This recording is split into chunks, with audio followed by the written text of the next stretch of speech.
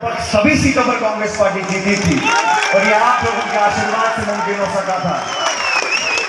आज दोबारा चंद दिनों के बाद विधानसभा के चुनाव की घोषणा हो जाएगी।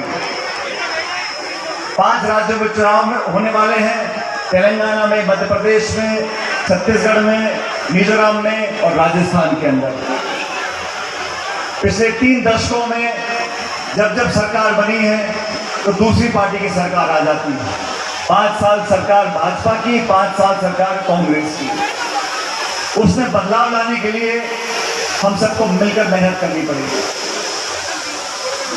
आज मुझे इतनी खुशी है जब कांग्रेस पार्टी की सरकार अगर दोबारा हम लोगों को बनानी है तो हम सबको बड़ा दिल लेकर काम करने की जरूरत है, सबको साथ लेकर चलने की जरूरत है। चाहे छोटा कार्यकर्ता हो या देश प्रदेश का कोई बड़ा नेता हो, हम सबको साथ लेकर चलेंगे, तभी कांग्रेस का परिवार संपन्न होगा और दोबारा सरकार बनेगी।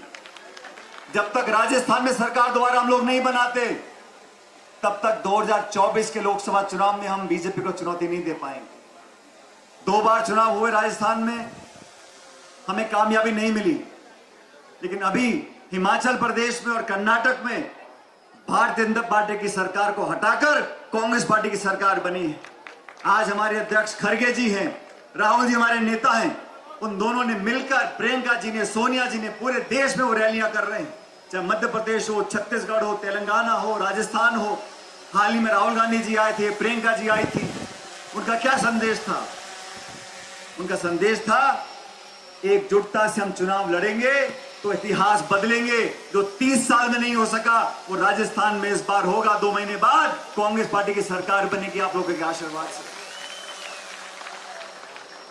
साथियों, ये अजीतगढ़ की सभा, चुनाव का माहौल, आप लोगों के अंदर जो जोश है और खासकर हमारे नौजवान साथियों में, इसमें सबसे बड़ा योगदान आदरणीय दीपेंद्र सिंह जी का है कि इन्होंने सत्ता में रहते हुए या विपक्ष में, विधायक हो या ना हो, 36 कौम को साथ के रखा है। सब लोगों को साथ लेकर चले हैं, अगड़ों को, पिछड़ों को, किसानों को, महिलाओं को, हर जाति बिरादरी के लोगों को, समाज के लोगों को प्रोत्साहित किया, पद दिए, सम्मान दिया।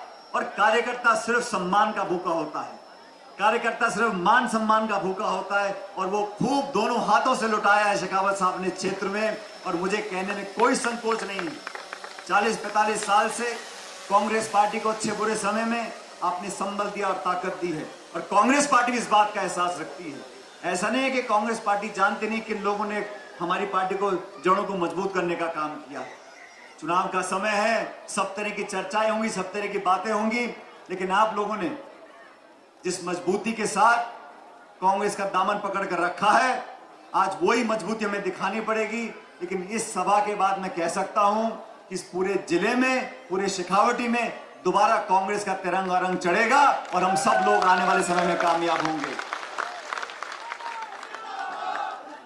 दोस्तों, चुनाव के समय में हमें जोश भी चाहिए और होश भी चाहिए।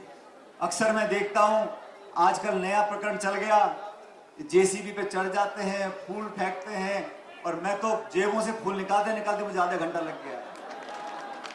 ये प्यार भी दर्शाते। मैं नौजवान साथियों को बोलना चाहता हूं, माता बहनों को बोलना चाहता हूं, आपका जोश, आपका उत्साह सर माथे पर है, लेकिन राजनीति यहां से नहीं होती है, यहां से होती है। इसलिए सोच समझकर हर बात को रखना। हमारा एक एक अल्फाज, एक एक शब्द बड़ा कीमती होता है, और जो शब्द मुंह से निकल जाते हैं वो वापस नहीं आते। और राजनीति में ऐसे शब्दों का प्रयोग नहीं करना चाहिए जिसमें बाद में पछतावा हो। मुझे भी 20-25 साल हो गए, मैंने भी राजनीति में बहुत से विरोधी देखे, दोस्त देखे, लेकिन मैंने कभी भी ऐसी भाषा का प्रयोग नहीं किया जो अमर्यादित हो।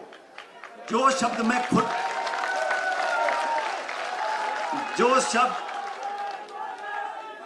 मैं आलोचना करता हूं तो तगड़ी करता हूं।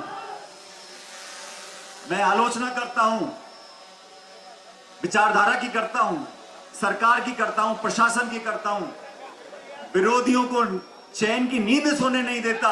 लेकिन मैंने स्वर्गीय पायलट साहब से देखा राजनीति में, वो फौज के अफसर थे, मैं भी फौजी हूं।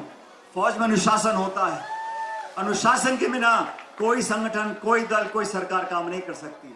मेरा आपसे आग्रह है, अपने शब्दों में हम सब लोग उनका चयन करें। जैसे मैंने कहा, जो मुंह से निकल गया वो वापस नहीं आता, तो हमें मान सम्मान के साथ अपनी बात को रखना चाहिए। नौजवानों में बहुत जोश होता है। राजस्थान में हर जिले में हम जाते हैं, सैकड़ों के तादाद में आप लोग आते हो। मेरा आपसे इतना ही आग्रह है कि इस जोश को बरकरार रखो। आने वाला समय आप सब लोगों का होगा, किसानों का होगा, नौजवानों का होगा।